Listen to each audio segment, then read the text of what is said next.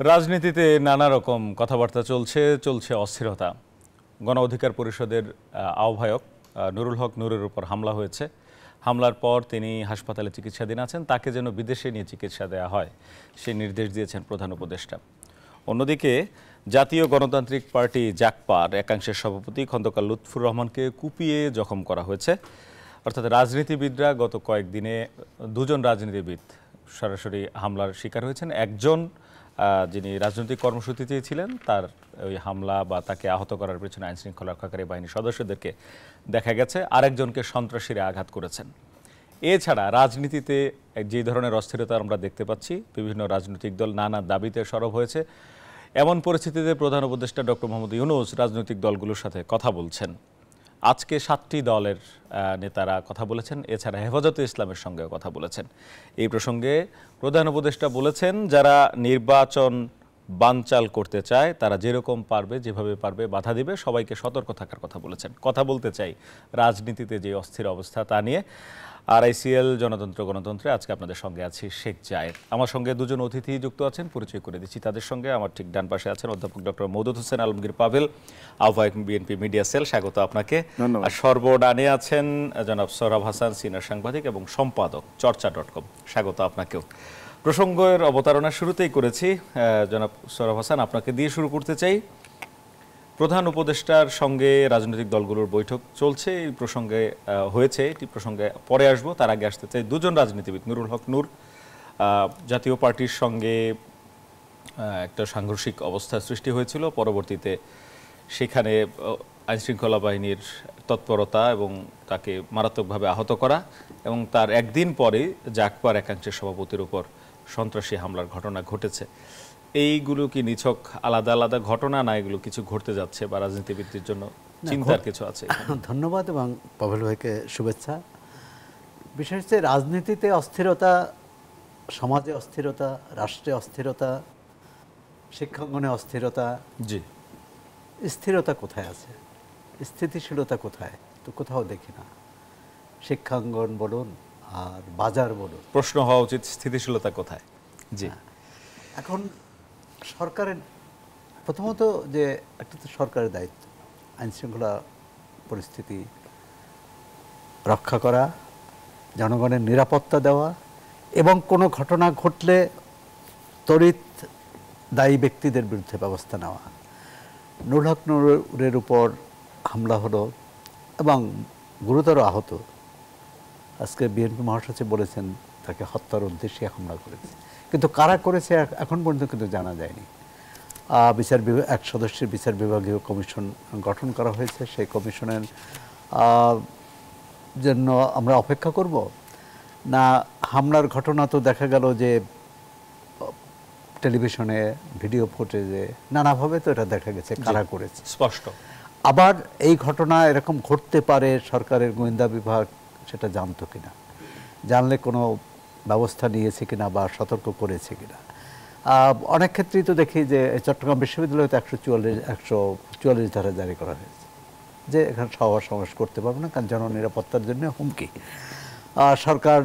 সব সরকারের সময় এই ধরনের নিরাপত্তা নিশ্চিত করতে জনগণের নানা রকম পদক্ষেপ নেয়। সেটা কতটা ন্যায্য অন্যায্য সেই বিচারে যাচ্ছে না, কিন্তু এই যে ঘটনা ঘটলো, পরে আরেকজনকে হত্যা করেছে সন্ত্রাসীরা, আহত করেছে।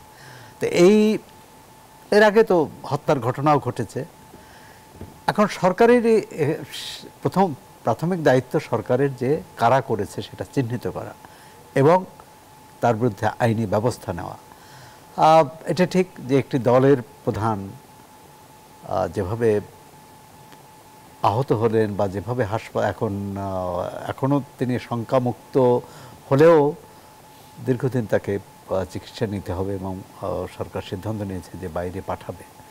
কিন্তু নিরাপত্তার কতটা নিশ্চিত হয়েছে, কতটা আমরা ভরসা করতে পারি সরকারের উপর? আপনি দেখুন, এর পরপরই চট্টগ্রাম বিশ্ববিদ্যালয়ের ঘটনা, তুচ্ছ ঘটনা নেই, পরদিন কৃষি বিশ্ববিদ্যালয়, এবং একজন তুচ্ছ মানে পরবর্তী হামলার উপলক্ষটা তুচ্ছ, কিন্তু একজন দারোয়ান বা তিনি তো বিশ্ববিদ্যালয়ের কর্মী, তিনি কিভাবে একজন ছাত্রীর না, উনি বিশ্ববিদ্যালয়ের দারোয়ান ছিলেন না, কোনো একটা বাড়ির দারোয়ান। যাই হোক, যে একজন মানুষ এভাবে চড়াও হবে একজন আরেকজনের উপর, বা তাকে শারীরিকভাবে আহত করবে, স্বাভাবিকভাবে এই যে দেখুন বিশ্ববিদ্যালয় এখন পরীক্ষা বন্ধ, সে কারণে বাংলাদেশ কৃষি বিশ্ববিদ্যালয় কোথাও না কোথাও সমস্যা আছেই। সরকার প্রথম দিকেই তো নজর কম দিয়েছে। একটা হচ্ছে রাজনীতি, আপনি বলছেন রাজনীতিতে অস্থিরতা, সেটা একটা নির্বাচনকে কেন্দ্র করে। আর আইনশৃঙ্খলা পরিস্থিতির অবনতি, নিত্যপণ্যের দাম বৃদ্ধি, অথবা জনজীবনে এক ধরনের হতাশা, এই সবটা মিলে আমরা খুব ভালো নেই। এটা হচ্ছে প্রথম কথা। সরকার সেটা অনুভব করছে কিনা, সরকারের সমস্ত প্রধান উপদেষ্টা 7 দলের সাথে বৈঠকেও যেটা বললেন, তাতে একটাই কিন্তু কেন্দ্রবিন্দু, মানে একটাই বিষয়ের উপর আলোকপাত করছে, নির্বাচন হওয়া না হওয়া। নির্বাচনে যারা চান না নির্বাচন হোক, তাদের সম্পর্কে সতর্ক। কে নির্বাচন হোক না চান? সব দলই বলেছে এবং কথা বলেছে যে পরিস্থিতির যদি উন্নতি না হয় তাহলে নির্বাচন নিয়ে সংশয় যেটি আছে সেটি কাটবে। সংশয় কাটানোর দায়িত্ব প্রথমত সরকারের, দ্বিতীয়ত রাজনৈতিক দলগুলোরও। দেখেন, এই যারা এখন সক্রিয় রাজনীতিতে আছে, তারা তো 24-এর গণ অভ্যুত্থানের কোনো না কোনোভাবে অংশ নিয়েছে। কেউ কি বলে সক্রিয়, কেউ প্রত্যক্ষ, কেউ হয়তো পিছন থেকে, অথবা কারো কারো সংগ্রাম তো দীর্ঘদিনের, শুধু 36 দিনের নয়। এখন তারা একটা ঐকমত্যে পৌঁছে, স্বৈরাচার চলে গেছে, এখন তারা একটা গণতন্ত্রের পথে বাংলাদেশকে নিয়ে যেতে নির্বাচনে তো বিকল্প নেই। তো নির্বাচনের ব্যাপারে রাজনৈতিক দলগুলো একটা ন্যূনতম ঐকমত্যে আসতে পারবে না, এটা তো বিশ্বাস করি না, বা আসা উচিত। কিন্তু নতুন নতুন যদি শর্ত থাকে, বা যদি কোনো পক্ষ বলে যে আমার দাবি না মানলে আমি নির্বাচন যাব না, এখন তো রাজনৈতিক সরকার নেই। অন্য অনেক সময়, যেমন আওয়ামী লীগ যখন ক্ষমতায় ছিল, বা তার আগে বিএনপি ক্ষমতায় ছিল, তখন বিরোধী দলের কথা ছিল যে যারা ক্ষমতায় আছে তারা নির্বাচনকে প্রভাবিত করবে, সুতরাং হয় এই নির্বাচন হতে পারে না, বা এই নির্বাচনে আমরা যাব না। কিন্তু আজকে একটা স্বীকার করতে হবে যে 1 বছরে এই সরকারের প্রতি মানুষের অনেকখানি আশাভঙ্গ হয়েছে। এখন রাজনৈতিক দলগুলোরও আশাভঙ্গ হয়েছে। এখন সেই আশাটা ফিরিয়ে আনার দায়িত্ব সরকার। সরকার বারবার যে রাজনৈতিক দলগুলোর সাথে বৈঠক করছে, এটি ইতিবাচক, কিন্তু এটা ফল যদি না আসে তাহলে কিন্তু আর এটি টেকসই হবে না, বা এটি অনিশ্চয়তা কাটবে না। আর যদি ন্যূনতম ঐক্যে ফিরিয়ে আনতে পারে। আজকেই প্রথম আলোর খবর ছিল যে জুলাই সনদে বাস্তবায়ন প্রক্রিয়াটা থাকবে না।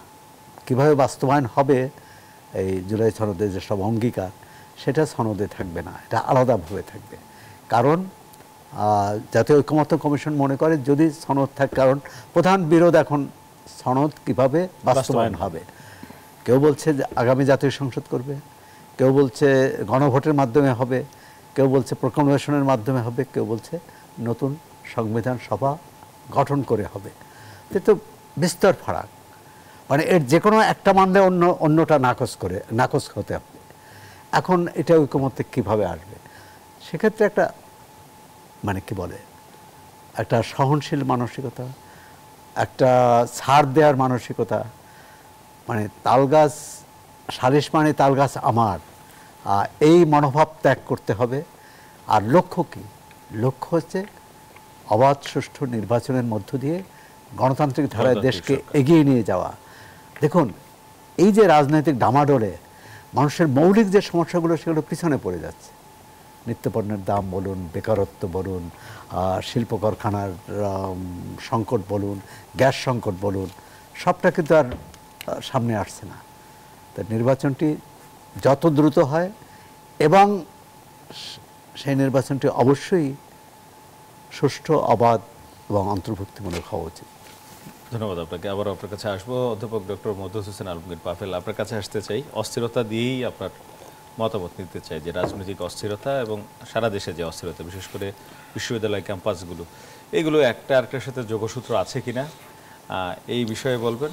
একই সঙ্গে আমরা যেটি দেখছি যে ডাকসু নির্বাচন, এটি ঘিরেও নানা রকম শঙ্কা রয়েছে যে নির্বাচন হবে কি হবে না, এবং আদালতের মাধ্যমে একটি সিদ্ধান্ত আসছে, কালকে চূড়ান্ত সিদ্ধান্ত হয়তো পাওয়া যাবে। সব মিলিয়ে এই অস্থির অবস্থার মানে উন্নতি কোন জায়গায় হবে? ধন্যবাদ। আসলে একটা বিষয় বোধহয় আমাদের একটু বোঝা দরকার, সেটা হচ্ছে যে এই সরকারের যে দায়ের কথাটা সৌরভ বলছিলেন, যে প্রাথমিকভাবে এগুলোকে নিরসন করবার দায়িত্ব তো সরকার পালন করবে। জনগণের কাছে তো সরকারের এটি তো অঙ্গীকার, তাই না? এই অঙ্গীকারের কথা দিয়ে তো সরকাররা দায়িত্বে আসেন।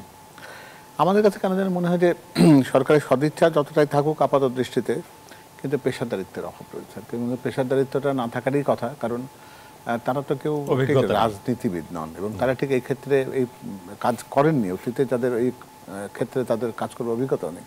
ফলে আমরা বলবো যে স্বরাষ্ট্র মন্ত্রণালয় কিংবা শিক্ষা মন্ত্রণালয়, এই সবগুলো জায়গাতে যারা আছেন, এমনকি অর্থ যারা দেখছেন বা অন্যান্য জায়গাগুলো যারা দেখছেন, তারা যে সকলেই তাদের ক্ষেত্রে খুব বেশি সাফল্য দেখিয়েছেন গত এক বছরে, এটা বোধহয় আমরা খুব বলতে পারবো না। তবে হ্যাঁ, তাদের সদিচ্ছাতে তাদের উচ্চাভিলাষ না থাকবারই কথা, কারণ তারা তো রাজনীতি করছেন না, তারা নির্বাচনও করবেন না, হয়তো সরকারেও তারা যাবেন না। কিন্তু যেটা হচ্ছে যে সব জায়গাতে এই অস্থিরতাগুলোকে জিইয়ে রেখে যেন একটা কেন জানি আমরা এটাকে একটা চেইন রিয়াকশনের মতো নিয়ে যাচ্ছি। বিশেষ করে সমস্ত প্রতিষ্ঠানেরই নির্বাচনটা একের পর এক সিরিজ হিসেবে দেওয়াটা কতটা যৌক্তিক ছিল, সেটাও বোধহয় এখন একটা ভেবে দেখার একটা প্রশ্ন আছে। অন্তত একটা নির্বাচনকে ভালোভাবে সুষ্ঠুভাবে সম্পন্ন করে হয়তো আরেকটাতে গেলে সেটা হয়তো ভালো কাজ হতো। কিন্তু হয়তো তারা মনে করেছেন যে পরিবেশটা তৈরি হয়েছে, এখন সবাই করে ফেলি, বা ছাত্রদের হয়তো দাবি একটা ছিল, কিন্তু সামলাবার একটা দায়িত্ব থাকে আর কি। যাই হোক, ঢাকা বিশ্ববিদ্যালয়ের একটা টানাপোড়েনের জায়গা আছে, হয়তো আগামীকালকে তার একটা নিষ্পত্তি হবে এবং সেখান থেকে নির্বাচন হবে বলে আশাবাদী হতে আসছে যে একজনের প্রার্থিতা নিয়ে আদালতে যাওয়া হলো, আদালত নির্বাচনই বন্ধ করে দিলেন। এই ক্ষেত্রে অনেক সময় এরকম হয় যে সাধারণ সম্পাদক যে পদটি যেটি নিয়ে কথা হয়েছে, তাহলে হয়তো ওই পদের নির্বাচন স্থগিত করে দিয়ে আর একটাতে অন্যগুলো করবেন কিনা, সেটা আদালতে হয়তো নিষ্পত্তিটা করবেন এইভাবে। তো সব কিছুতেই কেন জানি মনে হচ্ছে যে পেশাদারিত্বটা আমরা যেন দেখতে পাচ্ছি না।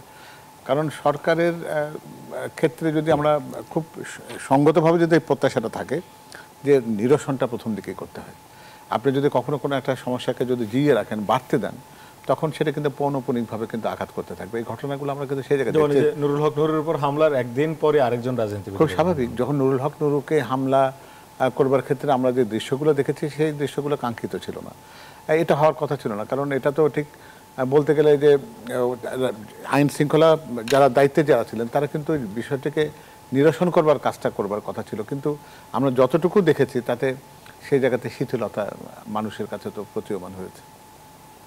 তো ফলে সেটা হয়তো অন্যদেরকে আরও বেশি উৎসাহিত করেছে পরবর্তীতে এই ঘটনাগুলোর পুনরাবৃত্তি ঘটাবার জন্য। তবে আমার মনে হয় যে এই অস্থিরতাগুলোকে আমরা যত কম আলোচনায় আনি তত ভালো। কারণ এই আলোচনাটা যদি খুব বেশি করে যদি আমরা বাতাস দিতে থাকি, তাহলে হয়তো পরবর্তীতে এটাকে আরও একটা বড় জায়গাতে নেওয়া যাবে। কারণ প্রধান উপদেষ্টা কিন্তু এই সব কিছুকে পাশে রেখে তিনি কিন্তু নির্বাচনটাকে কিন্তু প্রত্যেক দিনের তার বক্তব্যের ভেতর থেকে যেটা বলবার চেষ্টা করেছেন যে নির্বাচনটা হওয়ার ব্যাপারে তার একটা দৃঢ় একটা প্রতীতি আছে, তার একটা প্রত্যয় রয়েছে। এবং তিনি একই সাথে এটাও বলেছেন যে যারা ওই পর্যন্ত যেতে দিতে চায় না, তারা প্রতিবন্ধকতা সৃষ্টি করবে। তো খুব স্বাভাবিক কথা এটা। তবে আমার মনে হয় যে অনেকগুলো এজেন্ডা একসাথে নেওয়াতে এই সরকারের জন্য হয়েছে কি, তারা অনেকগুলো ইস্যুর মুখোমুখি হয়ে পড়েছেন। এতগুলো জিনিস যদি না নেওয়া হতো, আমরা কিন্তু এর আগে যেটা দেখেছি যে অন্তর্বর্তীকালীন সরকারের জায়গায় আমরা যখন তত্ত্বাবধায়ক সরকারগুলো দেখতাম, তারা কিন্তু খুব অল্প সময়ের জন্য এলেও বিতর্ক কিন্তু তাদেরকে নিয়ে অনেক কম হয়েছে, তুলনামূলকভাবে বিতর্কটা কম ছিল। তাদের ফোকাস শুধু নির্বাচন, যেহেতু ফোকাস ছিল নির্বাচনের, এখানেও যদি তারা অনেকগুলো এজেন্ডাকে যদি একসাথে না নিতেন, তাহলে হয়তো ভালো হতো। কারণ বিচার, সংস্কার, নির্বাচন, তিনটা কথা তারা একসাথে বলেছেন, কিন্তু একসাথে তিনটা জিনিসকে প্যারালালি তো তারা চালাতে পারেননি। কোনো কোনো ক্ষেত্রে এই যে কথাগুলো আজকে আসছে, আমরা ঐক্যমত্য কমিশনে যাদেরকে আলোচনা করতে দেখছি, তারা তো সবাই এক ঘরের ভেতরে বসে থেকে দীর্ঘদিন ধরে, মাসের পর মাস ধরে আলোচনা করছেন। খুবই সৌহার্দ্যপূর্ণ পরিবেশে আলোচনা হয়েছে, ডিবেট হয়েছে, বিতর্ক হয়েছে, পক্ষ বিপক্ষ নিয়ে অনেক যুক্তি তর্ক এসেছে। কিন্তু দিন শেষে তারা কিন্তু হাসি মুখে তারা কিন্তু প্রত্যেকদিন বেরিয়ে এসেছেন এবং পরদিন আবার গেছেন।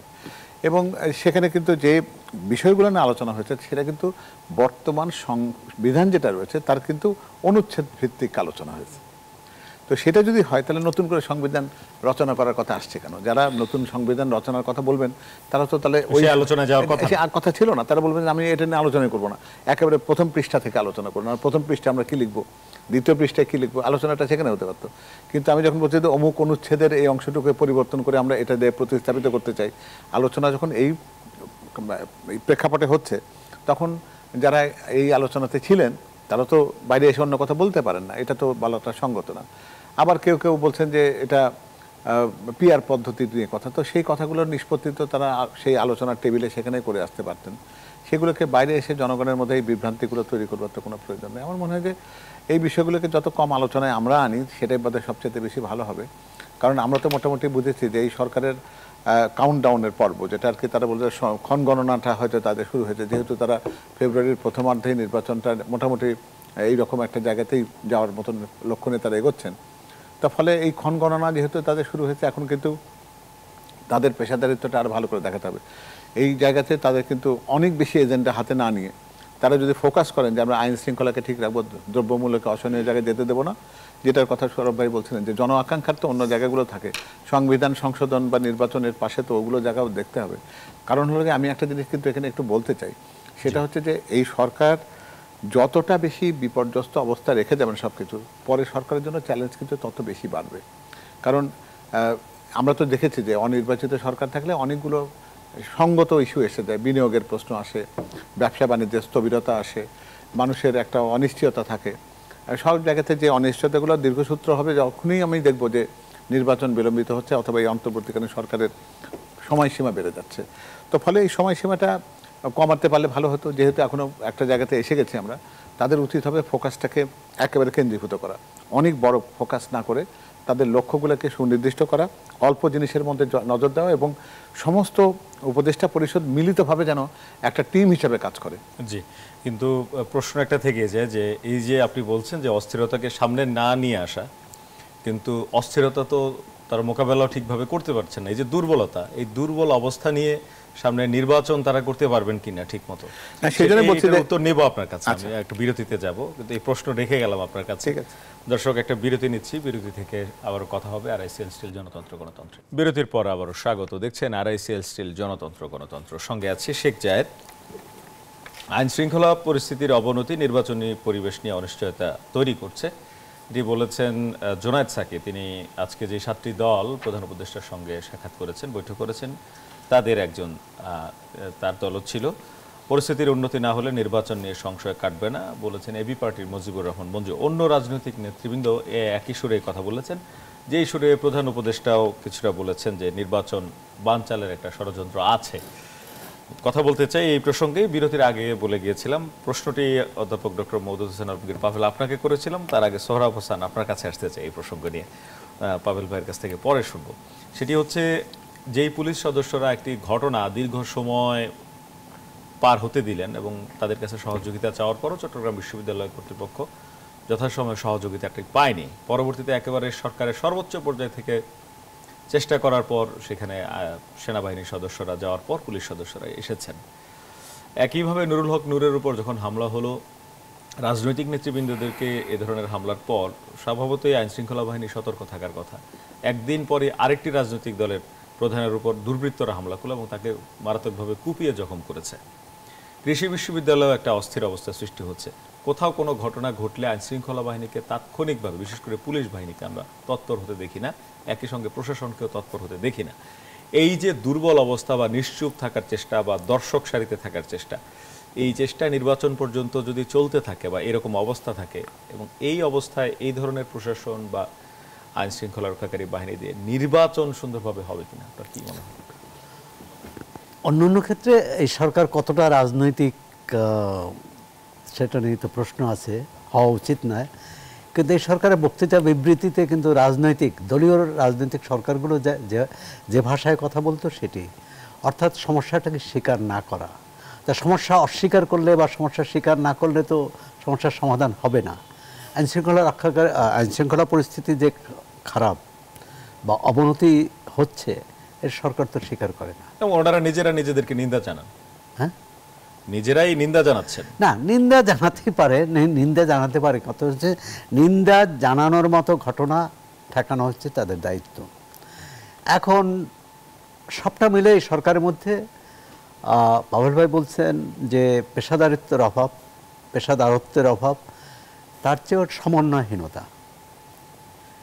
কে কোন কাজ করবে এর মধ্যে মন্ত্রণালয় অনেকগুলোর সাথে সম্পর্কিত, যেমন আইন মন্ত্রণালয় এবং স্বরাষ্ট্র মন্ত্রণালয়ের কাজের মধ্যে অনেক কাছাকাছি, একে অপরের পরিপূরক।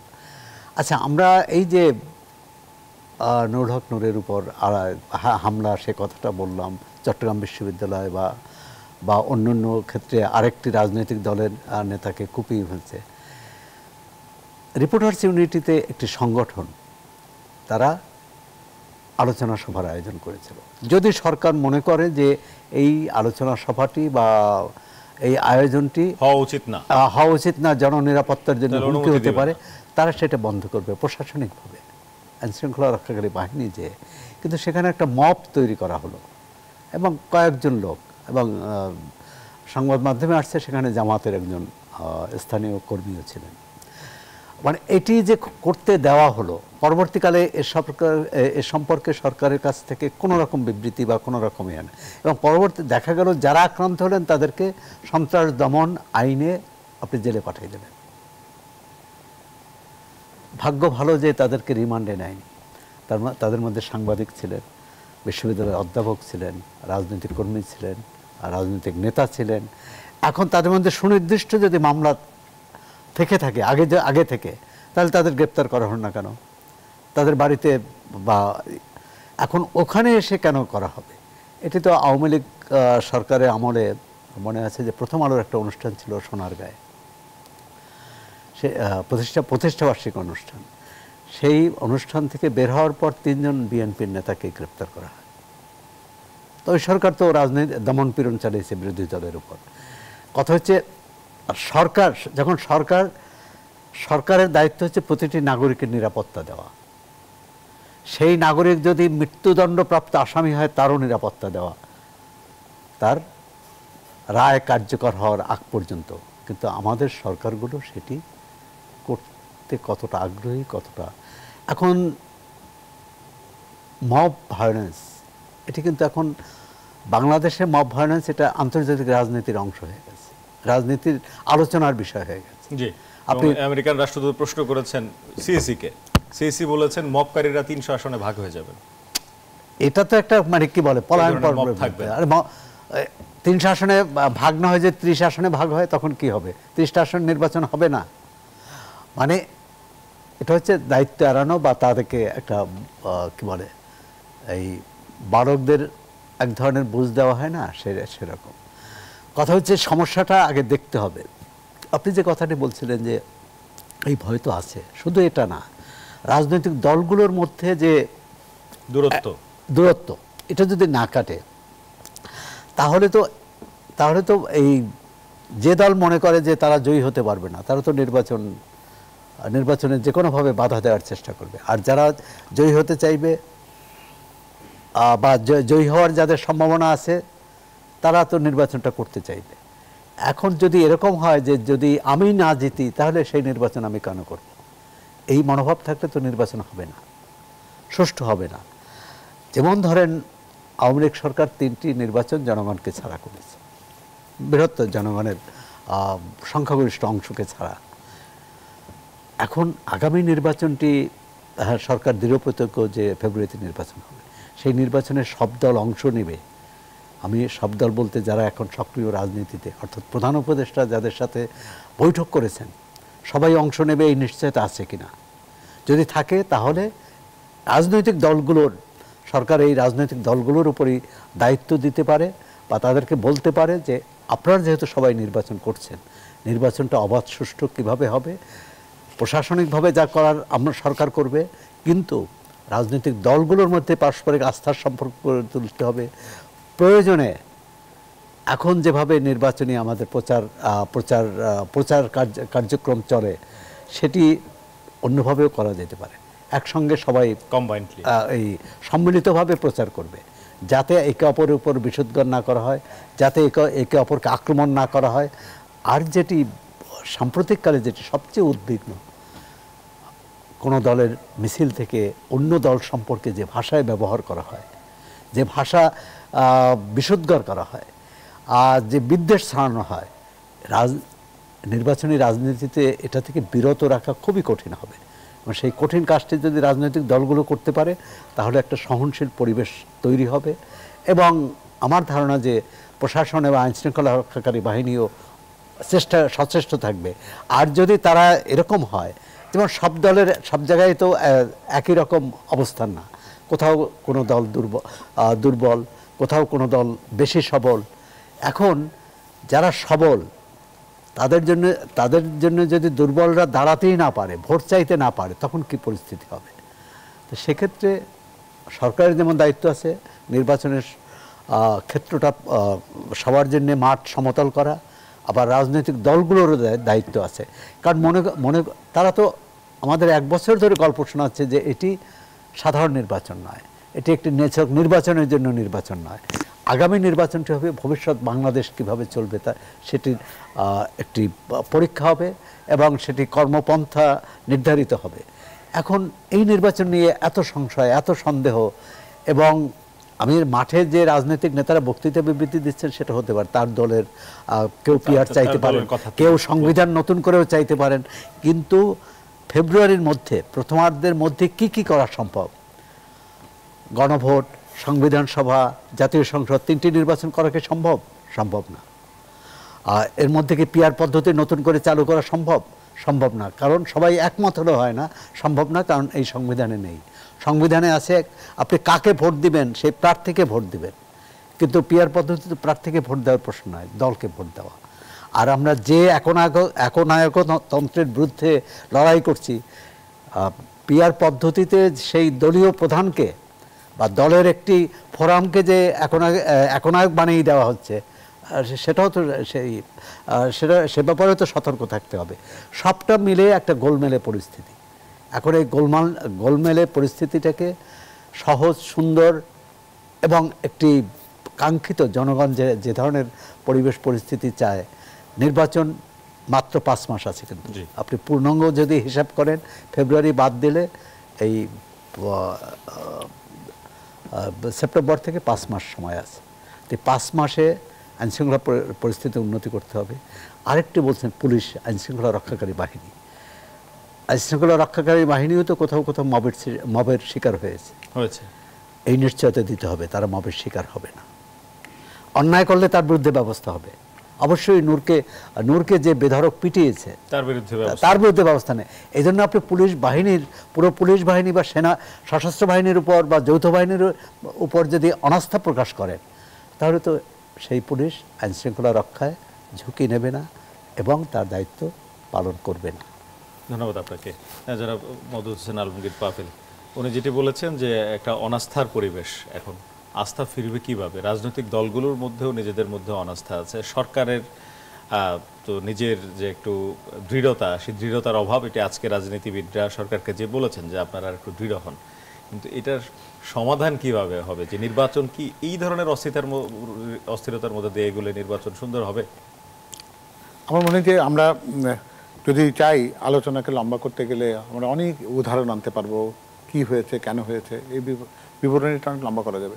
সমাধানের পথটা খুঁজতে হবে। মূল কথা যেটা আর কি, আপনি যেটা শেষের শব্দটি যেটা ব্যবহার করেছেন, সমাধানটা হচ্ছে আমার এজেন্ডাকে কমাতে হবে, আমাকে ফোকাস করতে হবে একটা সুনির্দিষ্ট জায়গায়। এখন বাস্তবতা হচ্ছে যে নির্বাচন হওয়াটা দরকার, এবং নির্বাচন যদি না হয় তাহলে আমরা এমন একটা অনিশ্চয়তার জায়গায় যাব, তখন এই ভয়ঙ্কর আলোচনাটা আরো ভয়ঙ্কর রূপে আমাদের করতে হবে। আপনাদের দলের ভারপ্রাপ্ত চেয়ারম্যান কিন্তু বলেছেন যে সামনে নির্বাচন অনেক কঠিন হবে। হ্যাঁ, সেটা তো উনি বরাবরই বলছেন। এই ফোরকাস্টটা ওনার অনেক আগে থেকে ছিল। উনি প্রথম থেকে বলছিলেন যে যারা ভাবছেন যে মাঠে আওয়ামী লীগ নেই ফলে নির্বাচনটা সোজা হবে, তা নয়। কারণ হচ্ছে এখানে উচ্চাভিলাষ তৈরি হয়েছে অনেকের ভেতরে, এবং সেই উচ্চাভিলাষটা অর্থহীন। এখানে পিআর বলি বা আমরা গণপরিষদ বলি, এগুলো হচ্ছে অযৌক্তিক একটা আলোচনা। বরং এটা করে হচ্ছে কি যে এই অনিশ্চয়তাকে নিয়ে যারা অস্থিরতার সৃষ্টি করতে চায়, পরিবেশকে বিঘ্নিত করতে চায়, তারা সেই সুযোগটা নিচ্ছে। আমরা যদি সবাই বুঝতাম যে না, এই কথাগুলো অপ্রয়োজনীয়, বলার কোনো দরকার নেই, কারণ বর্তমান সংবিধান যেমন গণভোটকে পারমিট করে না, যদি আমরা সেটা ফেরত পেয়েছি বলছি আমরা, আমরা গণপরিষদের কথা বলতে পারবো না, পিয়ার পদ্ধতিও আসবে না, এবং বলতে পারি যে অন্যান্য নির্বাচন, একাধিক নির্বাচন করাও সম্ভব না। ফলে বাস্তবতা হচ্ছে একটা নির্বাচন যেটি 5 মাস তার জন্য অত্যন্ত কম সময়। এই সময়ের মধ্যে অনেকগুলো কাজ আছে। সেখানে সবচাইতে বড় জায়গাটা হচ্ছে রাজনৈতিক দলগুলো যদি তাদের নিজেদের অবস্থানটা যদি নিজেরা উপলব্ধি করতে পারেন যে আমি আগামী নির্বাচনে আমার অবস্থানটা কোথায় যেতে পারে, সেই উপলব্ধি যে রাজনৈতিক দলগুলো থাকে না তা নয়, তারা কিন্তু মাঠ পর্যালোচনা করেন, তারা এটা জানেন। ফলে আমার প্রত্যাশাটাকে যদি আমার সক্ষমতার সাথে যদি সমন্বয় করে কথা বলি, অর্থাৎ আমার সক্ষমতা এরকম, আমার এইটুকু প্রত্যাশা করা উচিত। আমার সক্ষমতা অল্প, আমি অনেক বড় প্রত্যাশা করে বসে থাকলাম যে আমি পুরো দেশের সবচেয়ে সবগুলো আসন আমি পেয়ে যাব, যেমন অনেক সময় তারা বলতে শুনেছে 250 আসন পাবো, সেই বলতো। তো এগুলো কথার দিকে না গিয়ে যদি আমরা আমাদের এই পরিমিতিবোধের পরিচয় দিয়ে জনগণকে আস্থায় রাখি যে জনগণ যাদেরকে চাইবেন তারাই নির্বাচিত হবেন, এই সাধারণ সমীকরণের কাছে এসে সকল রাজনৈতিক দল যদি নির্বাচনমুখী হন এবং নির্বাচনটা আমরা করতে যাচ্ছি এই কথায় যদি ঐক্যমত্য হন, তাহলে আমার মনে হয় সমাধানের পথটা অনেক সোজা হয়ে যায়। কারণ এটা ওই যে দৃঢ় হন কথা বললেই তো হবে না, দৃঢ় হওয়ার জন্য তাদেরকেও তো ঠেস মূলের মতন কিছুটা সাপোর্ট দিয়ে তো তাকে দৃঢ়তা দেখাতে হবে। সেই দৃঢ়তা কারা দেখাতে পারে? এটা রাজনৈতিক যারা দলগুলো আছে তারা পারেন। কারণ এই সরকারের সাথে রাজনৈতিক সরকারের পার্থক্যের জায়গা হচ্ছে যে এই সরকারের সিদ্ধান্ত নেন কয়েকজন উপদেষ্টা এবং তারা সেটা বাস্তবায়ন করেন তাদের প্রশাসন বা আইন প্রয়োগকারী সংস্থার মাধ্যমে। কিন্তু এইভাবে তো দেশ চলে না। একটা রাজনৈতিক দলের এই প্রশাসনিক বা আইন যারা প্রয়োগ করেন তাদের পাশাপাশি কিন্তু বৃহৎ একটা রাজনৈতিক পরিকাঠামো, কর্মী বাহিনী থাকে, অবকাঠামো থাকে, এবং তারা তাদের নীতি এবং আদর্শগুলো তাদের মাধ্যমে বাস্তবায়ন করার যত রকম সহযোগিতা সেটা তারা পান। এই সরকার তো সেটা থেকে বঞ্চিত হয়েছে, একটি বছর তারা সেটা পাননি। তো ফলে সকল রাজনৈতিক দল যদি তাদের মাঠের শক্তিকে যদি একখানে করে এই অন্তর্বর্তীকালীন সরকারকে যদি এই প্রত্যয়টা জানান যে ঠিক আছে আপনারা নির্বাচনমুখী হন, নির্বাচনের জন্য যে সমস্ত প্রস্তুতি আছে নির্বাচন কমিশনকে সেটা বলুন, আইন প্রয়োগকারী সংস্থাগুলোকে নির্বাচনের প্রস্তুতি নিতে বলুন, সামরিক বাহিনী নির্বাচনে কি দায়িত্ব পালন করবে সেটা তাদেরকে দায়িত্বটা দেয়া হোক, প্রশাসন প্রস্তুতি নিক, এবং রাজনৈতিক দলগুলো রাজনীতির মাঠে নির্বাচনের মাঠে গিয়ে জনগণের কাছে তাদের ম্যান্ডেট নিয়ে নেওয়ার জন্য তারা তাদের ম্যানিফেস্টো নিয়ে যাক, তারা আগামী দিনে কী করতে চান সে কথা জনগণকে বলুক। আমার মনে হয় যে এই পরিস্থিতির উন্নতি করবার জন্য সেটাই হলো সবচাইতে সহজ এবং একমাত্র সমাধান। রাজনৈতিক দলগুলো মানে এত ভালো কিছু করবে কিনা এটা সৌরভ ভাই আপনার কাছে জানতে চাইবো। একটা বিরতি নিচ্ছি, বিরতি থেকে এসে দর্শক আলোচকরা গুরুত্বপূর্ণ কথা বলছিলেন, একটা বিরতির সময় হয়েছে, ফিরবো একটু পর, সাথে থাকুন। বিরতির পর আবার স্বাগত, দেখছেন RICL গণতন্ত্র কথা বলছিলাম রাজনৈতিক অস্থিরতা নিয়ে। সঙ্গে আছেন অতিথিরা। মওদুদ হোসেন আলমগীর পাভেল বলছিলেন যে রাজনৈতিক দলগুলো সহনশীল আচরণ করলে অস্থিরতা কমবে, কারণ রাজনৈতিক দলগুলো তৃণমূল পর্যন্ত শক্তি আছে। জনাব সোহরাব হাসান, অবস্থা দৃষ্টে কি মনে হয় যে সহনশীল আচরণ তারা করবেন? আইনের শাসন প্রতিষ্ঠায় সরকারকে দৃঢ় প্রতিজ্ঞ হতে হবে এবং কারো প্রতি পক্ষপাত দেখানো যাবে না। নাগরিক মানে হচ্ছে রাষ্ট্রের চোখে সবাই সমান, কেউ অপরাধ করলে তার বিরুদ্ধে ব্যবস্থা নেওয়া হবে। রাজনৈতিক দলগুলোর গত 54 বছর ধরে আমাদের প্রধান অভিযোগ কি, যারা ক্ষমতায় থাকে তারা তাদের দলের নেতাকর্মীরা অন্যায় করলেও প্রশ্রয় দেয়, তাদের বিরুদ্ধে ব্যবস্থা নেয় না, আর বিরোধী দলের নেতাকর্মীরা অন্যায় না করলেও গায়েবী মামলা দেওয়া হয় বা রাজনৈতিক মামলা দেওয়া হয়। এই অবস্থা থেকে বেরিয়ে এসে অন্তর্বর্তী সরকারের সময় মানুষের মধ্যে এই নিরাপত্তাহীনতা উঠবে না, থাকবে কেন? তাদের মধ্যে সংশয়, সংকট, সমস্যা। সরকারকে বুঝতে হবে কোথাও না কোথাও ভুল হয়েছে। আমরা তো দেখেছি সরকারের প্রথম দিকে রাজনৈতিক দলগুলোর বা কোনো রাজনৈতিক দলের প্রতি তার দৃষ্টিভঙ্গি কেমন ছিল। আবার কোনো রাজনৈতিক তারা মনে করেছে তাদের নিয়েই সরকার আগামী 2 বছর 3 বছর বা যতদিন প্রয়োজন ততদিন চালাতে পারবে। নির্বাচন নিয়ে এই যে সরকার প্রধান উপদেষ্টা বলছেন যারা চান না নির্বাচনটা হোক, মানে রাজনৈতিক মহলে এই কথাও তো আছে, রাজনৈতিক বিভিন্ন দলের নেতারাও বলছেন যে সরকারের ভিতরেই সরকার আছে, অর্থাৎ সরকারের ভিতরে কেউ চান যে নির্বাচনটা হোক ফেব্রুয়ারিতে, কেউ চান না। অন্তত কয়েক মাস আগেও এই আলোচনাটা সরব ছিল। দ্বিতীয় হচ্ছে প্রশাসন যন্ত্রের উপর সরকারের একটা নিয়ন্ত্রণ থাকা দরকার। এই সরকার নিয়ন্ত্রণ প্রতিষ্ঠা করতে পারেনি। তৃতীয় হচ্ছে যে এই যে গতকাল সেনাপ্রধানের প্রধান উপদেষ্টার সঙ্গে সাক্ষাৎ, তার আগে প্রধান বিচারপতির সঙ্গে সাক্ষাৎ, রাষ্ট্রপতির সঙ্গে সাক্ষাৎ, এই ঘটনাগুলো যে এটা নিয়ে নানা গুঞ্জন, এবং সেক্ষেত্রে বলতে হয়েছে যে গুজবে কান দেবেন না। তাই গুজব কিন্তু মারাত্মক।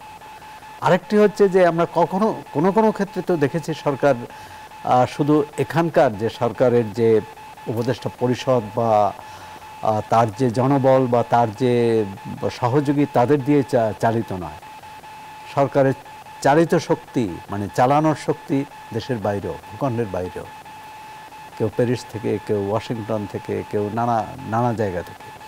এই যে প্রবণতা এবং সেটাকে অনেক ক্ষেত্রেই বেদবাক্য মনে করা বা সেই অনুযায়ী তারা যা বলে সেটি পরবর্তীকালে দেখা যায় সরকার সেই ধরনের সিদ্ধান্ত নিয়েছে। এটা সরকার কিসের ভিত্তিতে নেবে? জনমতের ভিত্তিতে বা রাজনৈতিক দলগুলোর সাথে পরামর্শ করে? রাজনৈতিক দলগুলোর সাথে অনেক সময় পরামর্শ করেছে, কিন্তু সিদ্ধান্তটা আগে নিয়ে। আমি মনে করি যে সরকারের এই ভুলগুলো, এখন ভুল শুধরানোর উপায় কি? এর অর্থ যে এই সরকার নির্বাচন করতে পারবে না, করবে না, অবশ্যই নির্বাচন করতে হবে এবং একটা ভালো নির্বাচন করতে হবে। না হলে কিন্তু এই যে জুজু, ফ্যাসিবাদের জুজু, স্বৈরাচারের জুজু, আবার তাদের প্রত্যাবর্তনের জুজু, সরকার যে বলে, যে অনেকেই কিন্তু বলে যে এই ধারায় নির্বাচন হলে ফ্যাসিবাদ আবার পুনঃপ্রতিষ্ঠিত হবে বা তারা পুনঃপ্রতিষ্ঠিত হবে, তারা আবার ফিরে আসবে। জুজু সত্যি হয়ে যেতে পারে। আচ্ছা, এই জুজু কেন? জুজুর ভয়টা হচ্ছে নিজেদের অনৈক্যের কারণে, নিজেদের মত পথ ঠিক না রাখার কারণে। সবাই ভোটের হিসাবটা করে। দেখেন, নীতি আদর্শ নিয়ে কিন্তু কোনো বিতর্ক নেই। জামাত ইসলামী এবং বিএনপির মত পথ তো এক হওয়ার কথা না। জামাত ইসলামী তার যে রাজনীতি, সেটার চেয়ে বলা হচ্ছে সেই রাজনীতির কথার চেয়ে এখন তো দেখি শুধু তারা নির্বাচনটা কিভাবে হবে, তার কোন পদ্ধতিতে হলে তারা বেশি লাভবান হবে, অবশ্যই বলতে পারে, জনগণের কাছে যাবে। কিন্তু এই সংবিধান রেখে পিয়ার পদ্ধতিতে নির্বাচন করা সম্ভব কিনা, সব দল একমত হলো, তাহলেও সম্ভব না। তাহলে নতুন একটা প্রকল্পন করতে হবে। আর আরেকটা হতে পারে যে আগামী যে সংসদ হবে সেই সংসদে তারা জনগণের যদি সমর্থন পায়, যারা পিয়ার চান অথবা অন্য কিছু চান। আমরা তো মানে বাংলাদেশের রাজনৈতিক উত্থান পতন তো অনেক হয়েছে এবং এক ধরনের আমরা অতীত থেকে ইতিহাস থেকে শিক্ষা নেই নাকি। ইতিহাস থেকে শিক্ষা নিলে এক বছরে এইরকম নাটকে পরিবর্তন হতে পারে না, যেটা খারাপের দিকে। আইনশৃঙ্খলা পরিস্থিতি বলেন, জনজীবনের নিরাপত্তাহীনতা বলেন, এবং সরকারের প্রতি যে আস্থা, এখনও অনেকেই বলেন যে এখনও যেটুকু আস্থা সেটা কিন্তু প্রধান উপদেষ্টার প্রতি, যে প্রধান উপদেষ্টা পারবেন। কিন্তু এটা তো মানে নাটকেও কিছু হবে না, তার কাছে তো এরকম জাদু নেই। যদি কাজ না করে, বাহিনী যদি কাজ না করেন, এবং তাকেও কিন্তু মনস্থির করতে হবে। প্রথম তো তিনি তো একবার বললেন যে একটি দল চায় ডিসেম্বরে নির্বাচন। পরবর্তীকাল তো দেখা গেল যে একটি দল না, অধিকাংশ দলই নির্বাচন চেয়েছিল। এবং আমি ব্যক্তিগতভাবে মনে করি যে তার নির্বাচন নিয়ে লন্ডনে তো বৈঠক করা প্রয়োজন ছিল না। কারণ লন্ডনে বৈঠক করার প্রয়োজন হয়েছে এই কারণে যে বিএনপির মধ্যে সংশয় হয়েছে এই সরকার নির্বাচনটা করবে কিনা, এবং তিনি যে আশ্বস্ত করছেন যে নির্বাচন হবে। এখন অন্য পক্ষ আবার ক্ষুব্ধ হয়েছে, এবং সেটা আমরা তাদের বক্তৃতা বিবৃতিতে দেখেছি। এর থেকে অতীতে যা গেছে আমরা সেই বিতর্কে যেতে চাই না। সরকারকে আগামী 5 মাসের মধ্যে তার প্রতিটি কর্মকাণ্ড, প্রতিটি বিবৃতি, প্রতিটি পদক্ষেপ বিতর্কের বাইরে থাকতে হবে, কার্যকর হতে হবে, আস্থায় আনতে হবে এবং আস্থায় আনতে হবে। এবং সেটা কিন্তু শুধু রাজনৈতিক দলগুলোর সাথে বৈঠক করে না, তার নিজের বাস্তব ভিত্তিক পদক্ষেপ নিতে হবে, এবং এক ধরনের আস্থা যে ভেঙে গেছে সেটা পুনরুদ্ধার করতে হবে। ধন্যবাদ আপনাকে অধ্যাপক ডক্টর মওদুদ হোসেন আলমগীর পাভেল। আপনার কাছে রাজনৈতিক প্রসঙ্গে আসতে চাই। রাজনৈতিক দলগুলো এখন যেরকম বক্তব্য দিচ্ছে মাঠে ময়দানে, এবং যে ধরনের ভাষা ব্যবহার করছে একে অপরের প্রতি, এবং সেই ভাষা আমি আপনি সহজে উচ্চারণ করাটাও কঠিন, আমরা করতে পারবো না এটি জনসম্মুখে, এমন ভাষাও তারা মিছিলে প্রয়োগ হচ্ছে।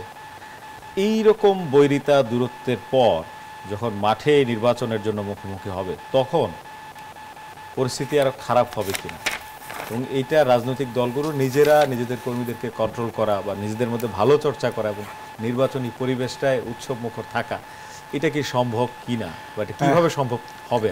একটা ব্যাপার বলি, সেটা হচ্ছে বৃহত্তম রাজনৈতিক দল হিসেবে বিএনপি কিন্তু তার যে অবস্থানটা সেটা কিন্তু তারা জানে। অর্থাৎ একটা ভালো নির্বাচন করার যে একটা দায়িত্ব বা দায়বদ্ধতা সেটা বিএনপির মধ্যে আছে এবং সে কারণে কিন্তু সহনশীলতা কিন্তু বিএনপির পক্ষ থেকে দেখানো হয়। কারণ এই যে অশ্লীল স্লোগানের কথা যেটা বলেন সেটা কিন্তু শুরু হয়েছিল কিভাবে, সেই ব্যাখ্যায় আমি যেতে চাই না, সেটা আপনারা জানেন যে কোন জায়গা থেকে এসেছিল। হঠাৎ করে আমাদের ভারপ্রাপ্ত চেয়ারম্যান মহোদয়কে নিয়ে অশ্লীল কটূক্তিকর সেই সমস্ত কথাবার্তা যারা বলেছেন তারা কি উদ্দেশ্য নিয়ে বলেছেন সেটা আমরা জানি। কিন্তু আমরা এটা বিশ্বাস করি যে বিএনপির একটা দায়িত্ব রয়েছে একটা আগামী নির্বাচনটাকে যতটা সম্ভব সুষ্ঠু করা এবং সেই নির্বাচনে আমরা কোনো রকম প্রভোকেশন বা কোনো রকমের যেগুলোর থেকে উস্কানিমূলক কোনো পদক্ষেপ যেন আমাদেরকে সেই রকম জায়গাতে নিতে না পারে সেই ব্যাপারে দল সর্বত্র সতর্কতা দেখাবে। কারণ আমরা জানি, অন্যরা বুঝুক আর না বুঝুক, আমরা এটা জানি যে যদি ফেব্রুয়ারিতে নির্বাচনটি না হয় দেশ একটা অনিশ্চিত একটা অন্ধকার গহ্বরের ভিতর পড়বে, যেখান থেকে গণতন্ত্রের উত্তরণের জন্য 17 বছর কেন আমাদের আরও কত যুগ পর্যন্ত অপেক্ষা করতে হবে সেটা আমাদের কারোই জানা নেই। তো ফলে এই নির্বাচনটা সুষ্ঠু হওয়ার জন্য বিএনপির পক্ষ থেকে দায়িত্ববোধের চূড়ান্তটি প্রদর্শন করা হবে এবং আমরা এখানে কোনো রকম উস্কানি বা কোনো কিছু প্রভোকেশনের আমাদের দলের পক্ষ থেকে এখানে ফাঁদে পা দেওয়ার কোনো কারণ নেই। আর যাদের এই রাজনৈতিক বক্তব্যগুলো তারা প্রতিষ্ঠিত বা প্রমাণিত করতে চান তারা যেন একটা সুষ্ঠু নির্বাচনী পরিবেশ পান সেটা ঠিক আছে, কিন্তু তারা যদি পরিবেশকে বিঘ্নিত করার চেষ্টা করেন তাহলে সেক্ষেত্রে আমার মনে হয় না যে আমাদের আইন প্রয়োগকারী সংস্থা কিংবা আমাদের সেনাবাহিনীর এত অক্ষমতা যে তারা এটাকে নিবারণ করতে পারবেন না তা নয়। ফলে তারা যদি দেখেন যে এটা দুই পক্ষের মধ্যেকার কোনো বিষয় না, এটা এক পক্ষর নিরাপত্তা রয়েছে, তার সহনশীলতা রয়েছে, অন্য পক্ষ পরিস্থিতিকে খারাপ করবার চেষ্টা করছে, অবনতি করবার চেষ্টা করছে, তখন সেটা কিন্তু প্রকৃতপক্ষে বোঝা যাবে, এটাকে গোপন করা যাবে না। তো ফলে সেই জায়গাতে আমাদের রাখা দরকার। আর সরকারের জন্য একটা বিরাট বড় দায়িত্বের জায়গা রয়েছে, শুধুমাত্র রাজনৈতিক দলের উপর সব কিছু ছেড়ে দিলে তো হবে না। সরকারের উচিত হবে এজেন্ডাগুলো কমিয়ে ফেলা, তাদের আর অন্য কোনো রকম নতুন এজেন্ডা এই মুহূর্তে নেওয়ার কোনো সুযোগ নেই। তাদের একটিমাত্র লক্ষ্য হবে সুষ্ঠু নির্বাচন, তারা কিভাবে সেটা বাস্তবায়ন করবেন তার পথে যা কিছু আছে সেটা করা। অনেক ধন্যবাদ জানাই আপনাদের দুজনকে আমাদেরকে গুরুত্বপূর্ণ সময় দেওয়ার জন্য, গুরুত্বপূর্ণ মতামত দেওয়ার জন্য। দর্শক, কথা বলছিলাম রাজনীতিতে অস্থিরতা নিয়ে। এই রাজনীতিতে একে অপরের প্রতি যে মুখে আক্রমণ যেটি করা রাজনৈতিক ভাষায়, সেই ভাষা যেন পরিশীলিত থাকে এবং এই পরিশীলিত ভাষার মধ্যে রাজনৈতিক দলগুলো নিজেদের মধ্যে সৌহার্দ্যপূর্ণ সম্পর্ক, যেটি এই 24-এর 5 আগস্ট পরবর্তী সময়ে শুরুর দিকে আমরা দেখতে পেয়েছি যে নিজেদের মধ্যে এক ধরনের ভালো সৌহার্দ্যপূর্ণ অবস্থান, যেটি ধীরে ধীরে দূরের দিকে চলে গেছে এবং এই দূরত্বের কারণে রাজনীতি এবং সামনে যে নির্বাচনটা সুষ্ঠু হওয়া, নির্বাচনী পরিবেশ ভালো থাকা, সেটি নিয়ে জনমনে যে সংশয়, সেই সংশয়টি যেন না থাকে, রাজনৈতিক এই দূরত্ব যেন একটু কমে আসে, সেটি আমাদের প্রত্যাশা থাকবে এবং সামনে নির্বাচনটি সুষ্ঠুভাবে সুন্দরভাবে অনুষ্ঠিত হবে এবং আইনশৃঙ্খলা বাহিনীর যে ধরনের দুর্বলতা এখনও পরিলক্ষিত হচ্ছে সেই দুর্বলতা কাটিয়ে দেশে একটি সুন্দর সুশৃঙ্খল পরিবেশ ফিরবে এমন প্রত্যাশা রেখে আজকের আয়োজন শেষ করছি। ভালো থাকবেন, সুস্থ থাকবেন।